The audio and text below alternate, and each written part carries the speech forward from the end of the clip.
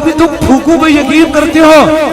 او میرے بھائی، ہماری اور تمہاری سانس بھی پھوک سے آئی تھی، آدم علیہ السلام کو بھی میرے رب نے پھوک ہی ماری تھی۔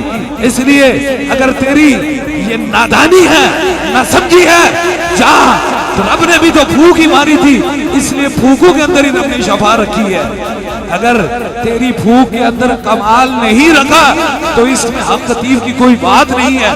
پھوک میں تب کمال ہوتا ہے جب انسان بے غرض و بے لالچ فقط خوف خدا میں مخلوق خدا کی خدمت کرتا ہے اور عشق مصطفیٰ میں تاجدار ختم نبوت کی صداؤں کو بلند کرتا ہے۔ اب دیکھیں، رات بیت جائے گی، کتنی رات گنہری ہوگی۔ مجھے 25 سال ہو چکے ہیں ٹھنڈی راتوں اور گرم دنوں میں مخلوق خدا کی خدمت کرتے ہوئے۔ نہ تو طلب دنیا ہے اور نہ طلب سیاست ہے، فقط دو ہی کام ہے۔ قبر میں تیسرے سوال میں آمنہ کے لال کے چہرے کا دیدار ہو جائے، بس۔ جو اتنی طلب رکھتا ہے پھر اس کی پھوکوں کے اندر اب شفاعت دے ہی دیتا ہے۔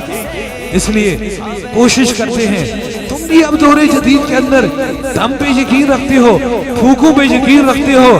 میرے بھائی یہ دیکھ لو، دنیا کی جدید ترین علاج سے اگر ایک آم کی گٹھلی اس جدید ترین رپورٹ کے سامنے نہیں آ سکی تو مدینے کا غلام، حضور کا غلام اگر یہاں سے ہو کر پھوک مارے تو کئی 100 گز پہ کھڑا ہوا بندہ اس کی مرض خود کر کے جائے تو پھر دیکھو نا، کرم کی اور مہربانیوں کی برسات۔ سائنس جہاں سے ختم ہوتی ہے وہاں سے میرے تاجدار مدینہ کا قرآن شروع ہو جاتا ہے۔ اس لیے ہم اہل ایمان ہیں، اہل وفا ہیں۔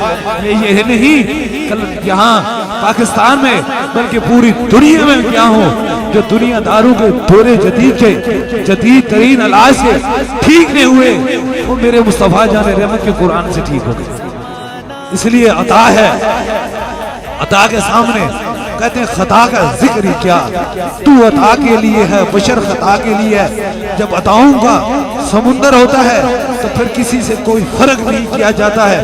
رب جس میں چاہے عطا کر لے، جس میں چاہے اپنی مہربانیاں، اپنا کرم کر لے، اس کے لیے مالک اور مخلوق میں فرق اتنا ہے کہ مخلوق جو ہے وہ مالک کی مرضی سے چلتی ہے، رب ہماری مرضی سے نہیں بلکہ ہم رب کی مرضی سے چلتے ہیں۔ رب کی مرضی سے اس وقت چلیں گے جب اپنی ساری زندگی، اپنی جوانی رب کی رضا میں گزار دیں گے۔